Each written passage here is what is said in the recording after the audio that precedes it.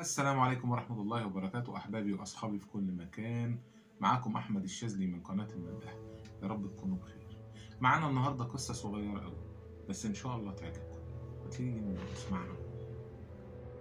قصتنا النهاردة بتدور أحداثها في مدينة القاهرة في عام 1954، يعني في الخمسينات. كانت الدنيا بتمطر مع برق ورعد، وفي وقت متأخر من الليل كان في شخص ماشي لوحده حاسس بالخوف والبرد الشديد، بيدور على مكان يتدفى فيه وياكل ويشرب حاجة تدفيه. مشي مسافة كبيرة لحد ما لقى بيت كبير. رن الجرس، خرج له صاحب البيت. قال مين؟ قال له عابر سبيل. قال له يا مرحبا. رد عليه الراجل قال له أنا بردان جدا ومحتاج الدفى وكمان جعان جدا. فرد عليه صاحب البيت قال له اتفضل.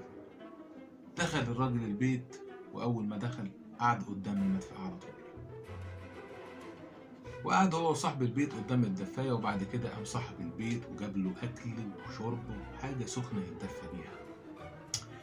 وكان من الواضح إن صاحب البيت ما كانش فيه حد معاه، كان ساكن لوحده.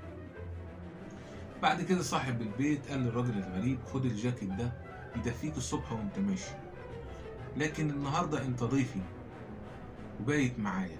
فشكر الراجل الغريب على الكرم وحسن الضيافة.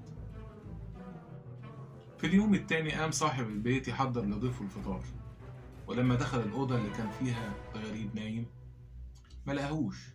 دور عليه في كل البيت ما لقاش ليه أي أثر، فقال في نفسه يمكن اتحرك فمشي بدري. المهم إن صاحب البيت كان راجل غني وكل أصحابه تجار ورجال أعمال مشهورين، فتم دعوته للمتحف للألواح القديمة. فراح بدعوة الحضور للمتحف وهو بيتفرج على الألواح المعروضة مع أصحابه. وهنا حصلت المفاجأة الغريبة مش هتصدقوا، وهو إن شاف الراجل اللي كان بايت عنده في لوحة من اللوح. فقال لأصحابه الراجل ده كان بايت عندي امبارح.